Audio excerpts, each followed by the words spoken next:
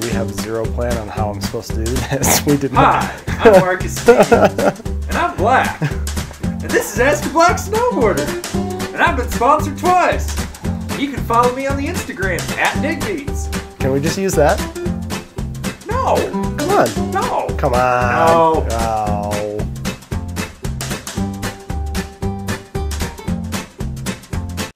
Sorry, I had to have a cracker. Avran doesn't feed me.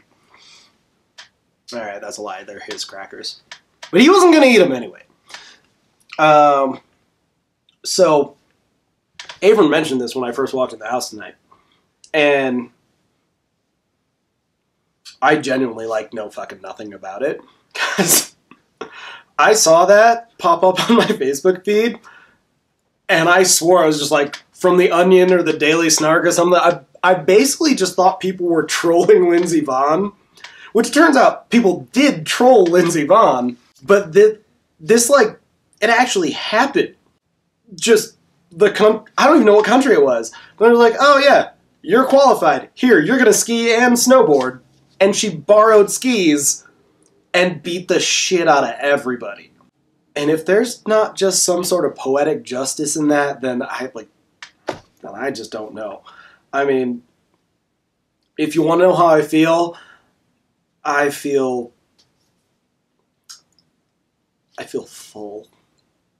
full of love and joy and hope for this world. Neither Donald Trump nor Lindsey Vonn or Fisk can take this away from me. Fuck you, skiers. I bounce around on this a little bit because one of the things that,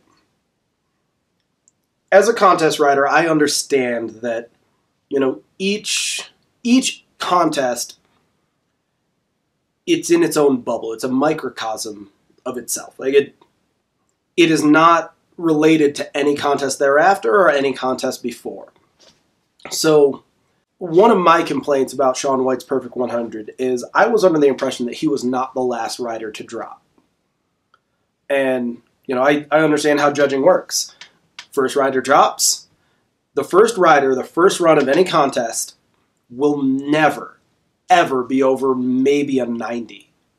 92 at best. So Shaun White could drop in, first ride of a contest, throw that run, and he won't score higher than a 92. It's a judging rule. And the reason for that is that you have to let that first rider essentially set a bar. And you need to have plenty of room above it and plenty of room below it. It's essentially like your pace car in a race. One of the things that I had an issue with is I was under the impression that Shaun White was not the last rider to drop when he got his 100. Which means that they're saying, when someone gets a perfect 100, you're saying there's nothing that the person behind him can do that could ever be better. And that's just inherently wrong. You always have to allow for the possibility of better. Turns out I was wrong. Fuck me, right?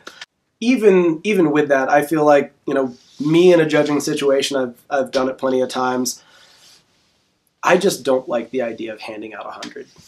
A 99.5, sure. But I don't like the fact that people tie a 100 to the idea of perfection. And from a judging perspective, from contest to contest, even if you award that 100 to that last rider and they're the winner, you did everything right. You followed all the rules of judging. You didn't shaft anybody. You didn't close the door to anyone's possibilities. But I'm always mindful of the fact that people see 100 and they think perfect. Those two things are synonymous for 99% of our population. And to hand out 100 is like saying, this is the pinnacle of the sport. And on any given day, I don't think that you can ever say that's true. There's always another level. There's always something that could have been better. Say Shaun throws that double McTwist, and everything about it is perfect, and it's huge. And you say, well, he probably could have gone another 180. So how's he get 100 for that?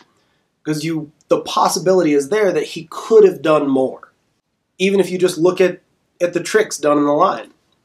If every single trick is not the maximum rotation and invert combination that's ever been seen, wouldn't you argue that there was a run out there that given day that was worthy of a higher score?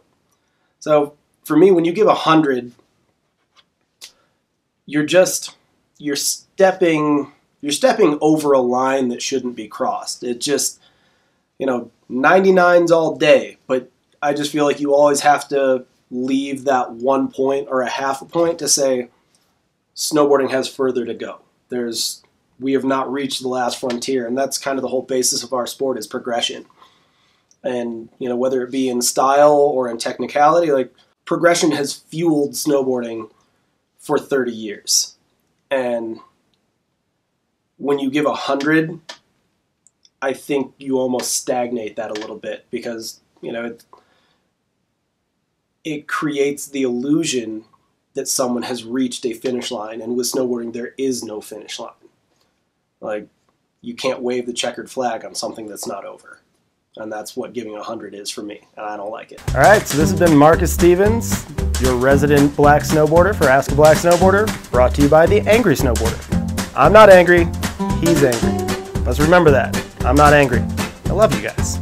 And if you love me, like, subscribe, share, click the bell so you get the alerts. It's down here somewhere. I don't know much about YouTube. Yeah, tell your mom, tell your friends, and if you hated it, I'm doing my job really well. So we'll see you next time. Oh, and don't forget to leave comments, because I will talk shit to you. Oh, another thing, guys. If you like what we're doing and you want to try to support, check out the link below. We've got a Patreon now, and it gives you some really cool options with great benefits to give us some support monthly and get a little bit back and some sneak peeks behind the scenes. So check it out.